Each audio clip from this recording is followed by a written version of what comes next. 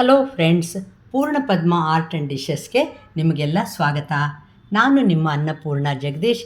ಇವತ್ತಿನ ದಿವಸ ನಾನು ಜೀರ್ಣಕಾರಿ ವಿಳೆದೆಲೆ ಪುಡಿ ಅಂತ ತೋರಿಸ್ತಾ ಇದ್ದೀನಿ. ನಾನು ಯಾವಾಗಲೂ ಸಾಧಾರಣವಾಗಿ ಮಾಡಿಡೋ ಮೆಥಡಲ್ಲಿ ನಿಮಗೆ ತೋರಿಸ್ತಾ ಇದ್ದೀನಿ. ನಾನು ಲವಂಗ ಅದೆಲ್ಲ ಹಾಕ್ತಾಯಿಲ್ಲ, ಯಾಕೆಂದರೆ ಅದು ಖಾರ ಬರೋದ್ರಿಂದ ತಿನ್ನೋರಿಗೆ ಸ್ವಲ್ಪ ಗಂಟ್ಲಿಗೆಲ್ಲ ಉರಿಬೋದು ಅಂತ ಹೇಳಿ ಸಿಂಪಲ್ಲಾಗಿ ಮಾಡೋದು ತೋರಿಸ್ತಾ ಇದ್ದೀನಿ.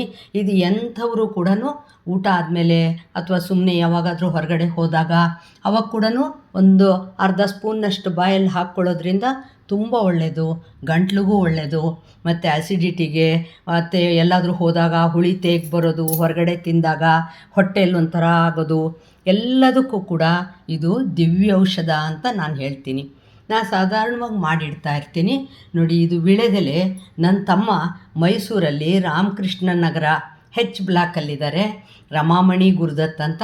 ಅವರು ಮನೆಯಲ್ಲಿ ಬೆಳೆದಿರೋ ವಿಳೆದೆಲೆ ಇದು. ನನ್ನ ತಮ್ಮನ ಹೆಂಡತಿ ಅಂತ ಹೆಸರಿಗೆ ಹೇಳೋದು, ಆದರೆ ನನಗೆ ಫ್ರೆಂಡ್ಗಿಂತ ಜಾಸ್ತಿ. ಅವ್ರ ಮನೆಯದು ವಿಳೆದೆಲೆ ನನಗೆ ತಂದು ಕೊಟ್ಟಿದ್ದರು. ಆ ವಿಳೆದೆಲೆನ ಸುಮ್ಮನೆ ಯಾಕಿಡೋದು ಅಂತ ಹೇಳಿ ನಾನು ಪುಡಿ ಮಾಡೋದು ತೋರಿಸ್ತಾ ಇದ್ದೀನಿ.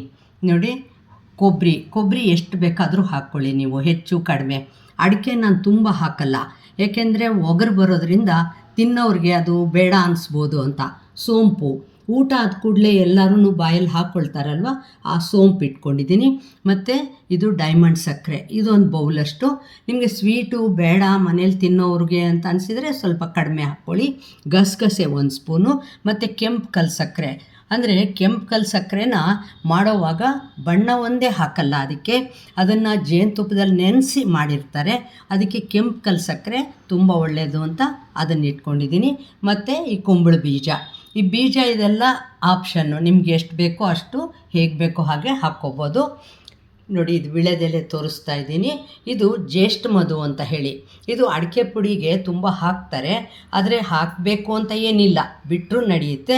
ನೋಡಿ, ಇದೆಯಲ್ವ, ಇದು ಈ ಥರ ಒಂಥರ ಹಿಂಗೆ ಈ ಥರ ಸಿಕ್ಕತ್ತೆ, ಇದು ಬೇರುಗಳ ಥರ.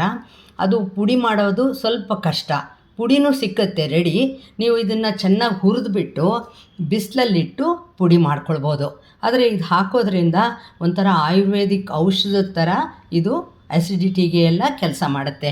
ನೋಡಿ, ಇಷ್ಟು ಸಾಮಗ್ರಿ ಇದ್ದರೆ ನೀವು ಆರಾಮಾಗಿ ವಿಳೆದೆಲೆ ಪುಡಿ ರೆಡಿ ಮಾಡಿ ಇಟ್ಕೊಳ್ಬೋದು. ತುಂಬ ಜೀರ್ಣಕಾರಿ ಕೂಡ. ಹಬ್ಬಗಳಲ್ಲಿ ಎಲ್ಲ ಕೂಡ ವಿಳೆದೆಲೆ ಮಿಕ್ಕ ಹೋಗಿದೆ ಅಂತ ಹೇಳಿ ನಾವು ಇದು ಬಿಸಾಕೋದು ಅಥವಾ ಯಾರಿಗಾದರೂ ಕೊಡೋಣ ಅಂತ ಹುಡ್ಕೋದು ಮಾಡ್ತಿರ್ತೀವಿ. ಈಗ ಸ್ವಲ್ಪ ವಿಳೆದೆಲೆ ಹಾಕೋರು ಕಡಿಮೆನೇ, ಯಂಗ್ಸ್ಟರ್ಸ್ ಅಂತೂ ಬೇಡವೇ ಬೇಡ ಅಂತಾರೆ. ಆದರೆ ಈ ಥರ ಪುಡಿ ಮಾಡಿರೋದ್ರಿಂದ ನೀವು ಅಲ್ಲಿ ಬಾಟ್ಲಲ್ಲಿ ಹಾಕಿಡಿ, ನಿಜವಾಗ್ಲೂ ಖಂಡಿತ ಎಲ್ಲರೂ ಇಷ್ಟಪಟ್ಟು ತಿಂತಾರೆ. ಈ ವಿಳೆದೆಲೆ ಇದೆಯಲ್ವ, ಇದನ್ನು ನಾನು ಎಡ್ಜೆಲ್ಲ ಕಟ್ ಮಾಡ್ಕೊಂಬಿಡ್ತೀನಿ. ಚೆನ್ನಾಗಿ ತೊಳೆದಿರೋದು ಇದು. ಎಡ್ಜ್ ನಿಧಾನಕ್ಕೆ ಇದು ಕಪ್ಪಾಗಿರೋದೆಲ್ಲ ಕಟ್ ಮಾಡಿಬಿಟ್ಟು ಸಣ್ಣ ಸಣ್ಣ ಪೀಸ್ ಮಾಡಿಟ್ಕೊಳ್ತೀನಿ. ಒಂಚೂರು ತುಪ್ಪ ಹಾಕ್ಕೊಂಡು ಈ ಅಡಿಕೆ ಮತ್ತು ಸೋಂಪು, ಗಸಗಸೆ, ಈ ಕುಂಬಳ ಬೀಜ ಮತ್ತು ಕೊಬ್ಬರಿ ಎಲ್ಲನೂ, ಮತ್ತು ಈ ಜ್ಯೇಷ್ಠ ಮಧು ಕೂಡ ಸಣ್ಣಕ್ಕೆ ಪೀಸ್ ಮಾಡಿಕೊಂಡು ಅದನ್ನು ಎಲ್ಲ ತುಪ್ಪದಲ್ಲಿ ಸ್ವಲ್ಪ ಘಮ್ಮಂತ ವಾಸನೆ ಬರುತ್ತೆ. ಅದು ತುಂಬ ಹೈಯಲ್ಲಿ ಮಾತ್ರ ಮಾಡಬೇಡಿ, ನಿಧಾನವಾಗಿ ಸಣ್ಣ ಉರಿಯಲ್ಲಿಟ್ಟು ಅದನ್ನು ಹುರ್ಕೊಳ್ಬೇಕು. ಎಲೆ ಕೂಡ ಅಷ್ಟೇ, ವಿಳೆದೆಲೆ ಸಣ್ಣ ಸಣ್ಣ ಪೀಸ್ ಮಾಡ್ಕೊಳ್ತೀನಿ. ಅದನ್ನು ನೀವು ನಿಧಾನವಾಗಿ ಮಾಡೋದ್ರಿಂದ ತುಂಬ ಚೆನ್ನಾಗಾಗತ್ತೆ, ಒಂದೇ ಸಲ ಕಪ್ಪು ಆಗಲ್ಲ. ನೋಡಿದ್ರೆ ಇಷ್ಟು ತಿಳ್ಕೊಂಡ್ಮೇಲೆ ನೀವು ಮಾಡೋದಕ್ಕೆ ರೆಡಿ ಆಗ್ಬೋದು. ಬನ್ನಿ ಮಾಡೋಣ. ನೋಡಿ, ಈ ಥರ ವಿಳೆದೆಲೆ ಎಲ್ಲ ಚೆನ್ನಾಗಿ ತೊಳೆದ್ಬಿಟ್ಟು ಒರೆಸಿಟ್ಕೊಂಡಿದ್ದೀನಿ. ಇದನ್ನು ನೀವೇನಿಲ್ಲ, ಕೈಯಲ್ಲೇ ಎಷ್ಟು ಸಾಧ್ಯ ಅಷ್ಟು ಸಣ್ಣ ಸಣ್ಣ ಪೀಸು ಮಾಡ್ಕೊಳ್ಬೇಕು. ಮಾಡ್ಕೊಂಡ್ಬಿಟ್ಟು ರೆಡಿ ಇಟ್ಕೊಂಡ್ರೆ ಅದನ್ನು ತುಪ್ಪದಲ್ಲಿ ಅದೆಲ್ಲ ಹುರ್ಕೊಂಡಾದಮೇಲೆ ಇದನ್ನು ಹುರ್ಕೊಳ್ಳೋಣ. ಇದನ್ನು ಮೊದಲೇ ಹೇಳಿದ್ದೀನಲ್ವ, ಸಣ್ಣ ಉರಿಯಲ್ಲಿ ಹುರಿಬೇಕು.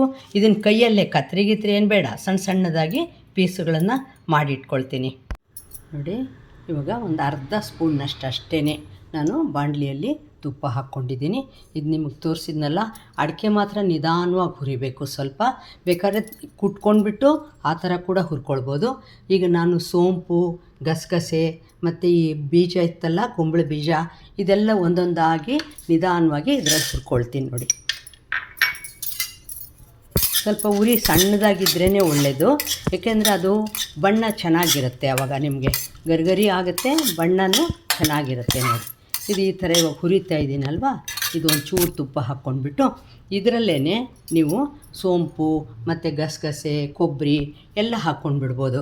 ಮತ್ತು ಈ ಜ್ಯೇಷ್ಠ ಮಧು ಅನ್ನೋದು ಇದೆಯಲ್ವ, ಅದು ಮತ್ತು ಅಡಿಕೆ ಮಾತ್ರ ಸಪ್ರೇಟಾಗಿ ಹುರ್ಕೊಳ್ತೀನಿ. ಈ ಅಡಿಕೆ ಎಲ್ಲ ಇದೆಯಲ್ವ, ಇದನ್ನು ಬೇಕಾದರೆ ಕುಟ್ಬಿಟ್ಟು ಸಣ್ಣಗೆ ನೀವು ಹುರ್ಕೊಳ್ಬೋದು. ಇಲ್ಲಾಂದರೆ ಚೆನ್ನಾಗಿ ಬೆಚ್ಚಗಾಗುತ್ತೆ ಅದು. ಅದರಿಂದ ನೀವು ಹಾಗೇನೂ ಅದನ್ನು ಹುರಿದು ರೆಡಿ ಮಾಡಿ ಇಟ್ಕೊಳ್ಬೋದು. ನಾನು ಮೊದಲೇ ಹೇಳಿದ್ದೀನಿ, ಲವಂಗ ಅದೆಲ್ಲ ನಾನು ಹಾಕಲ್ಲ, ಅದು ಸ್ವಲ್ಪ ಘಾಟ್ ಬರುತ್ತೆ ಅಂತ. ಹಾಕಿದರೆ ಮಾತ್ರ ಒಳ್ಳೆಯದು. ಮತ್ತು ಇದಕ್ಕೆ ಲಾಸ್ಟಲ್ಲಿ ಒಂಚೂರು ಸುಣ್ಣ ಕೂಡ ಸೇರಿಸ್ಕೊಳ್ತಾರೆ.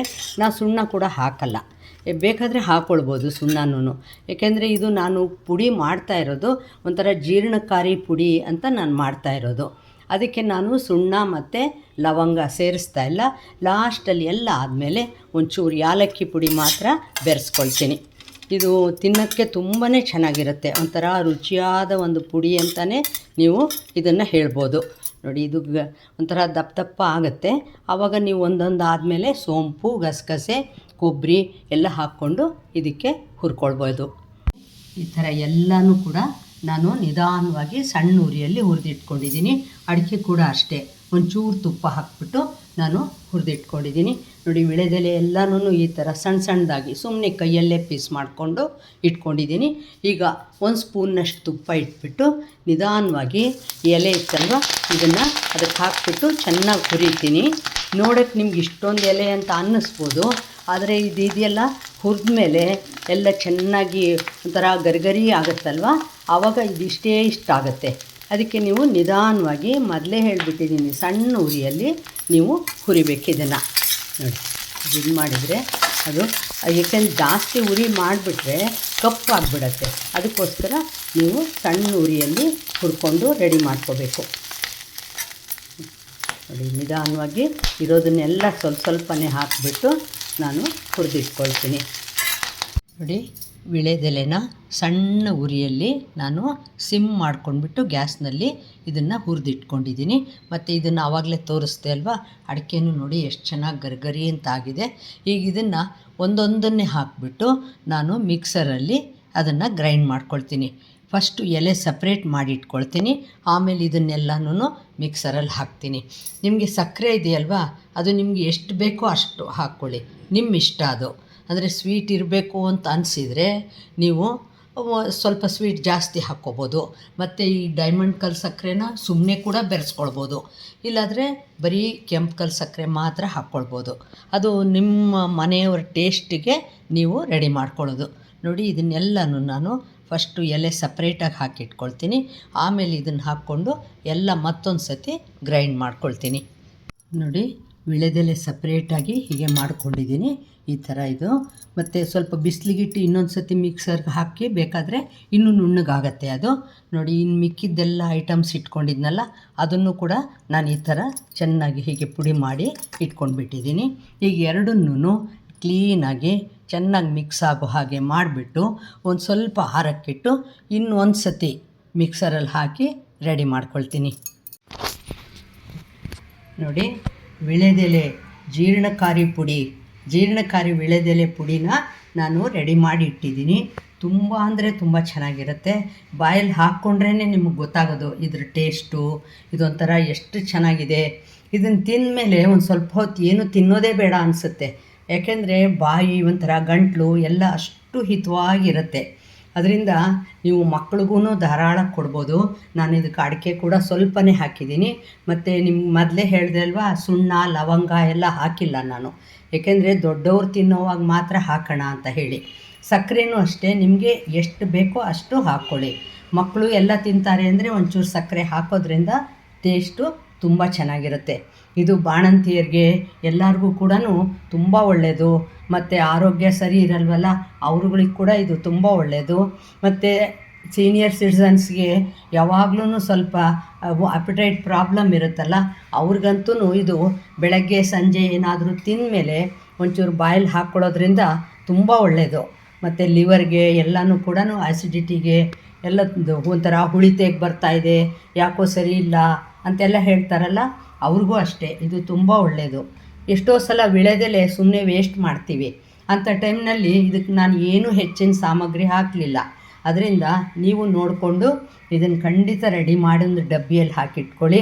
ಇದು ಏನು 6 ತಿಂಗಳಾದರೂ ಕೆಡಲ್ಲ. ನೀವು ಯಾವಾಗ ಬೇಕಾದರೂ ಇದನ್ನು ಉಪಯೋಗಿಸ್ಕೊಳ್ಬೋದು. ಇನ್ನೂ ತನಕ ನನ್ನ ಚಾನಲ್ಗೆ ಸಬ್ಸ್ಕ್ರೈಬ್ ಮಾಡ್ಕೊಳ್ಳದೆ ಹೋದರೆ ಸಬ್ಸ್ಕ್ರೈಬ್ ಮಾಡ್ಕೊಳ್ಳಿ. ಲೈಕ್, ಶೇರ್, ಕಾಮೆಂಟ್ ಮಾಡೋದನ್ನು ಕೂಡ ಮರಿಬೇಡಿ. ಇದೇ ವಿಡಿಯೋನ ಫೇಸ್ಬುಕ್ಕು ಮತ್ತು ಇನ್ಸ್ಟಾಗ್ರಾಮ್ನಲ್ಲಿ ಕೂಡ ಅಪ್ಲೋಡ್ ಮಾಡ್ತೀನಿ.